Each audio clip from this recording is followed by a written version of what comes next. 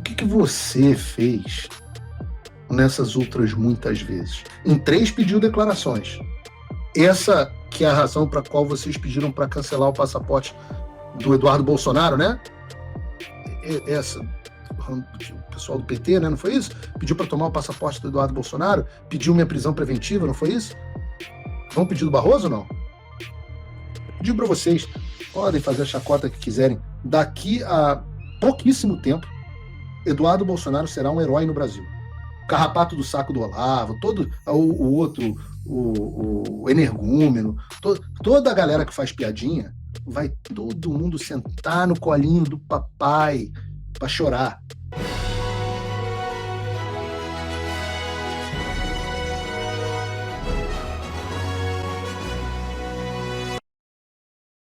Proximidade com Gilmar Mendes não é suficiente para evitar novo afastamento do presidente da CBF.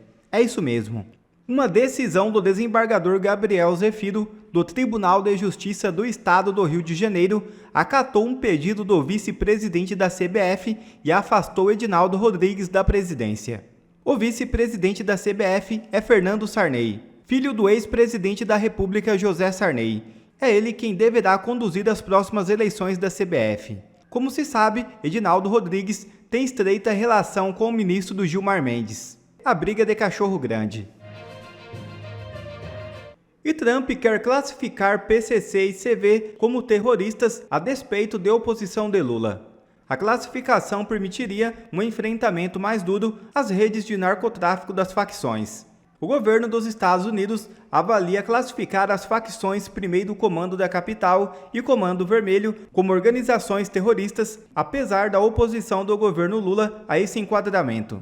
Para Washington, a posição brasileira não impede o avanço do plano. A visita de representantes ligados ao presidente Donald Trump ao Brasil foi considerada um gesto diplomático para discutir a medida de forma conjunta. No entanto, diante da resistência do Palácio do Planalto, os Estados Unidos podem seguir com a estratégia de forma unilateral. Abre aspas. Os Estados Unidos não dependem do aval de outros governos para decidir se classificam grupos criminosos transnacionais como terroristas. A autonomia, disse um assessor de Trump ao portal Metrópolis. Para muitas pessoas, organizações ligadas ao narcotráfico levam o terror da população diariamente. Fecha aspas. A ideia dos Estados Unidos ao classificar PCC e CV como terroristas é sufocar financeiramente essas facções. Qualquer pessoa ou empresa vinculada com os grupos estaria sujeita a bloqueios e sanções econômicas. Por exemplo, uma transportadora envolvida com as facções poderia ser punida imediatamente. A intenção é desarticular as redes de apoio ao narcotráfico. Eu acho que autoridades que têm envolvimento com essas facções devem estar coçando a cabeça nesse momento. E autoridades americanas já estão sabendo das confissões de Barroso nos Estados Unidos. Veja o vídeo. Eu já tinha falado aqui várias vezes, mostrado os fatos e as evidências que dizem que boa parte da responsabilidade do Brasil ter chegado ao estado em que chegou, boa parte dessa responsabilidade veio dos Estados Unidos. Eu não assisto, mas muitos de vocês me falam que o Kim Paim também fala sobre isso, que é bom. Se ele fala mesmo, ele tem razão. Eu tenho falado aqui há muito tempo. Inclusive, no final do ano passado, eu já contei essa história no ar, eu tive uma reunião uma vez no Comitê Judiciário daqui da Casa do Congresso dos Estados Unidos, na Casa dos Representantes, e no final do ano eu passei lá, já era aquele clima de final de festa, eu passei lá para sentar e tal, e bater papo com o pessoal, fazer meio que um balanço geral do ano e preparando uma estratégia para 2025. Pois é, a gente prepara estratégias. Eu sei que é uma coisa rara na direita, mas a gente para preparar a estratégia. E eu brinquei com eles que em Washington eu tinha chegado lá em 2022 para pedir ajuda aos americanos, mas eu não sabia que, na realidade, os americanos tinham sido justamente os responsáveis pela situação de censura que a gente estava passando no Brasil. E o que eles me responderam para mim, o que eles me responderam foi: Paulo, nós também não sabíamos. A gente foi descobrindo ao longo de 2023 e 2024 qual foi o papel decisivo dos Estados Unidos no resultado eleitoral e na escalada da censura no Brasil, anterior e posterior a 2022, incluindo o 8 de janeiro. E é por isso que eu já sabia que o 8 de janeiro era tão similar. O que eu não sabia era que o 8 de janeiro era causado pela mesma turma que causou o 8 de janeiro nos Estados Unidos. Eu não sabia o quanto. Eu não sabia que os Estados Unidos eram a razão do problema. E eu não sabia a extensão da eficiência do Deep State americano. Nós descobrimos, por exemplo, no escândalo da USAID, que ficou provado que o pagador de impostos americano, ou seja, eu, estávamos financiando a censura no mundo inteiro. Né? Então, eu, pagando os meus impostos, financiei indiretamente o cancelamento do meu próprio passaporte. Quem fala muito sobre esse assunto é o Mike Pence. E, aliás, não por coincidência, o deputado Felipe Barros e eu almoçamos, estivemos aqui, encontramos durante muitas horas com o Mike Pence, o ex-funcionário do Departamento de Estado. Eu sempre falo isso para essas pessoas que acham que o que a gente está fazendo não adianta nada, né? Mas vejam a importância do desnudamento dessas informações. Acender a luz para mostrar as baratas e a sujeira na casa já deveria ser o suficiente para que a gente não cometesse os mesmos erros. Só isso já deveria valer uma enorme comemoração, mas a gente vai conseguir muito mais do que isso. Mas para vocês entenderem o grau de interferência realizada pelos Estados Unidos nas eleições brasileiras, vejam esse gráfico apresentado pelo Mike Pence num evento em Londres, cujo tema foi a liberdade de expressão. Esse gráfico complicado para um cacete, bota ele em tela cheia, Bruno, para facilitar a visão. Pode me tirar aqui do ar. As setas em vermelho indicam o financiamento do governo dos Estados Unidos. Então, tudo que está de setinha vermelha é financiamento do governo dos Estados Unidos. As setas em verde são o trabalho direto entre as instituições que estão ali elencadas do gráfico. Tá? E aí você vê que são 3 instituições-chave das quais partiam todo, ou melhor, das quais partia todo esse esquema que interferiu nas eleições brasileiras. O Departamento de Estado, a USAID e a CIA. A USAID, deixa a tela cheia, Bruno, pode deixar, financiava o National Endowment for Democracy, o NED. E juntas criaram o CEPS, o Centro para a Excelência e Fornecimento do Processo Político, fortalecimento do processo político. A CEPS, por sua vez, recebia 150 milhões de dólares por ano do governo americano, sobretudo do Departamento de Estado, para pressionar os outros países a aprovar legislações de censura. E desses 150 milhões do CEPS, 20 milhões vieram especificamente para o Brasil. Ou seja, mais de 10% de todo o dinheiro da CEPS foi só para o Brasil.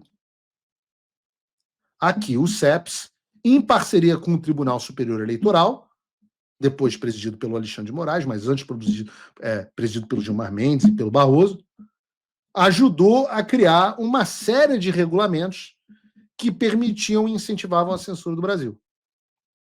Pode me botar na tela de novo, Bruno, deixa no canto.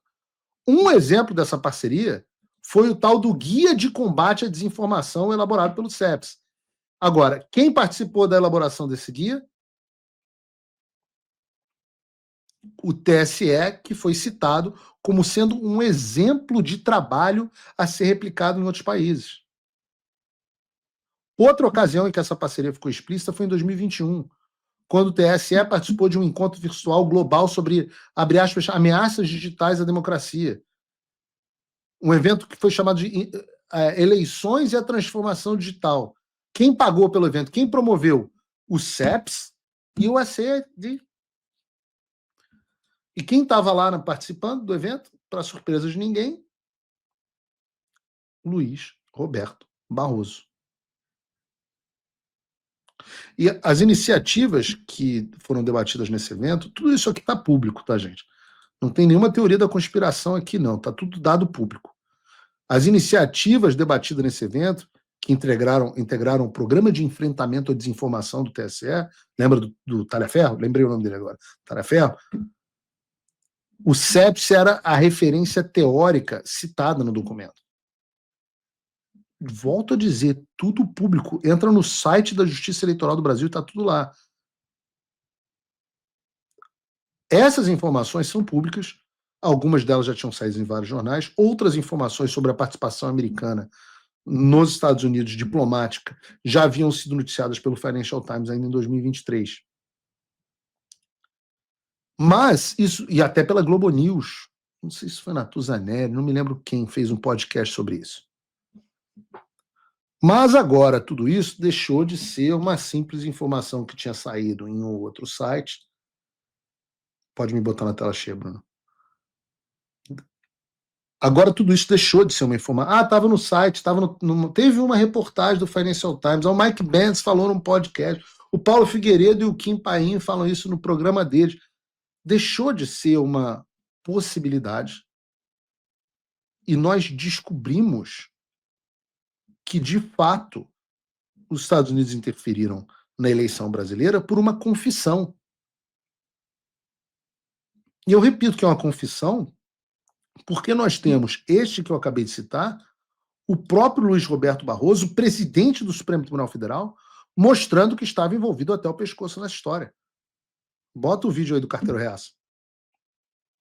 Tivemos um decisivo apoio dos Estados Unidos à institucionalidade e à democracia brasileira em momentos de sobressalto. Eu mesmo, como presidente do Tribunal Superior Eleitoral, estive com o encarregado de negócios americanos. Tive muitas vezes, mas em 3 vezes eu pedi declarações dos Estados Unidos. Peraí, teve quantas vezes? Volta aí. Tive muitas vezes, mas em 3 vezes eu pedi declarações dos Estados Unidos de apoio à democracia. Teve...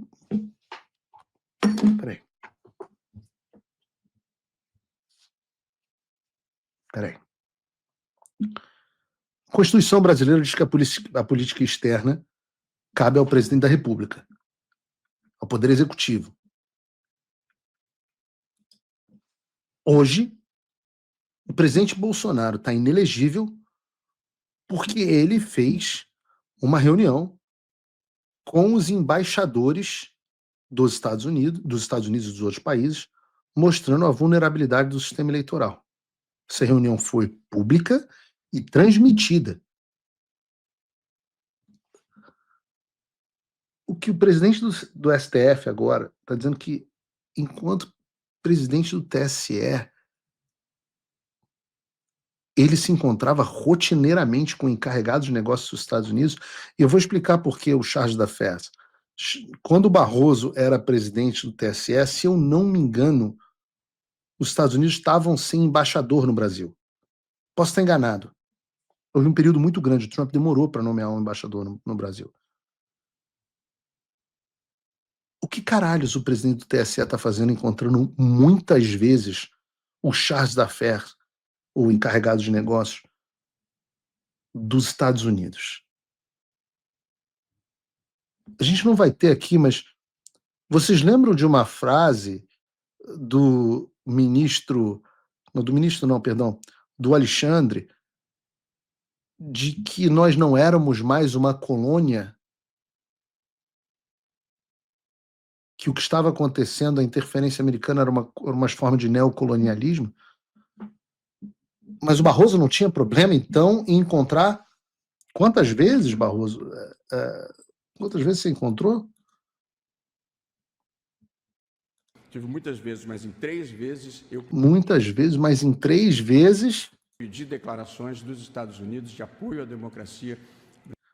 Mas por que declarações dos Estados Unidos se nós não somos mais colônia, não é verdade?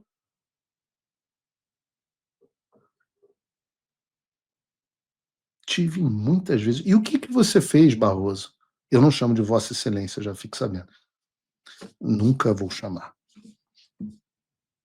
O que você fez nessas outras muitas vezes? Em 3 pediu declarações.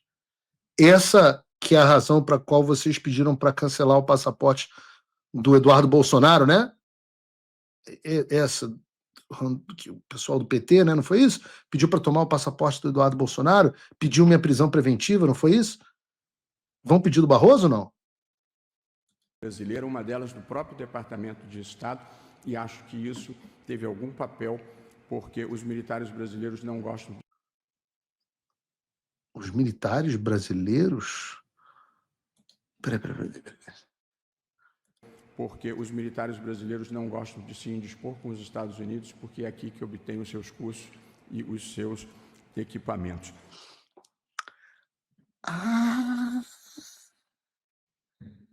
Quer dizer que, como o Paulo Figueiredo noticiou em 2022, os militares brasileiros não tomaram uma postura, não cumpriram, vou ser correto aqui, não cumpriram seu papel constitucional também porque tinham medo de sanções dos Estados Unidos?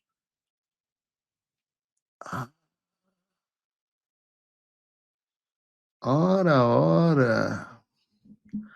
Não há nada escondido que não venha a ser revelado, não é verdade?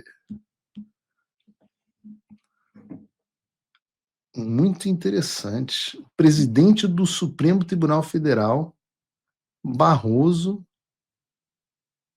confessando a interferência americana. Eu contei isso ontem, numa das reuniões que eu tive, e ficou absolutamente... O pessoal da reunião em Washington ficou absolutamente perplexo com uma confissão dessa. O que me leva ao ponto de que não tem mais uma justificativa plausível para uma pessoa ser tão tapada a ponto de não entender que a gente não ganha essa guerra lutando só no Brasil. Ora, segundo o réu confesso, o traidor da pátria, confesso, ministro Barroso, foram os Estados Unidos que foram decisivos para tornar o Brasil uma ditadura durante a administração Biden. Agora, durante a administração Trump, onde é que a gente tem que lutar a guerra? É no Brasil ou é aqui? Ora, é evidente que nós precisamos buscar os Estados Unidos para desfazer a merda que eles fizeram durante o governo Biden. E não fizeram só no Brasil. Volto a dizer, se você botar o gráfico do Mike Pence, você vai ver que aquilo, 10% do CEPS foi para o Brasil, mas 90% foi para outros países. Eu digo para vocês, olha, dentro de uma reunião, isso eu posso falar que eu acho que não tem, na Casa Branca, eles voltaram a me falar, cara, a gente se solidariza muito com o que está acontecendo no Brasil, mas entenda, vocês não estão sozinhos. A gente está lidando com uma situação similar na Polônia. Não era essa imagem, não. Essa imagem é o Corey Mills. Mas tudo bem, pode botar a imagem. Depois a gente bota. É que a esquerda tem recursos limitados para lidar com isso.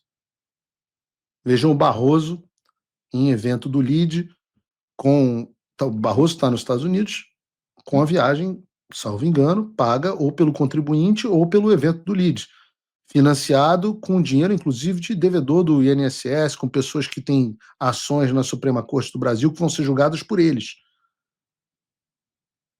Barroso foi também, aproveitou e fez uma reunião com o presidente da Suprema Corte Americana. E muita gente, ele está fazendo... Fiquem tranquilos, zero efeito. A Suprema Corte Americana não lida com esse tipo de coisa, e a razão pela qual eles receberam o Barroso é porque o Barroso é presidente da Suprema Corte Brasileira e foi uma cortesia oferecida aos pares. Mas assim como o Barroso fez o que precisava ser feito, ninguém da direita fez durante o governo Bolsonaro. Isso aconteceu, tudo isso aconteceu debaixo dos olhos do presidente Bolsonaro. Ninguém do governo Bolsonaro percebeu o que estava acontecendo. Ninguém contra-atacou, ninguém criou alianças contrárias a isso. Aconteceu debaixo do nariz deles. A única coisa que dá para eximir essas pessoas foi que também aconteceu muita coisa debaixo do nariz do Trump, inclusive contra ele próprio, no próprio governo dele, e ele não sabia. Como ninguém fazia nada, o que eu comecei a fazer? Arregacei as mangas e comecei a fazer. E graças a Deus nós temos o Eduardo Bolsonaro, que agora ficou aqui de forma dedicada, integral, fazer esse papel. Digo para vocês, podem fazer a chacota que quiserem, daqui a pouquíssimo tempo, Eduardo Bolsonaro será um herói no Brasil. Guardem essas palavras. Aliás, João, guarda esse corte profético. Carrapato do Saco do Olavo, todo o outro, o energúmeno, toda a galera que faz piadinha, vai todo mundo sentar no colinho do papai para chorar. E eu digo, de novo, um deputado licenciado, um jornalista sem recursos. A gente chegou tão longe pela graça de Deus. E a gente vai continuar caminhando.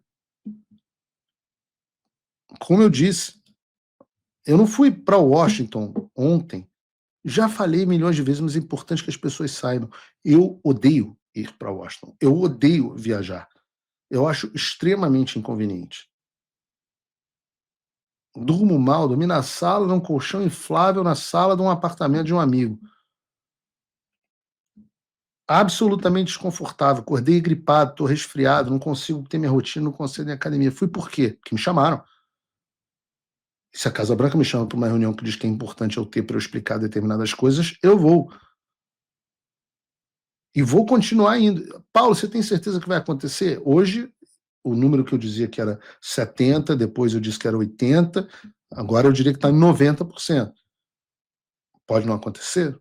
Improvável. O que vai acontecer? Veremos. Eu acho que é uma questão de algumas semanas para a gente descobrir o que vai acontecer ou não.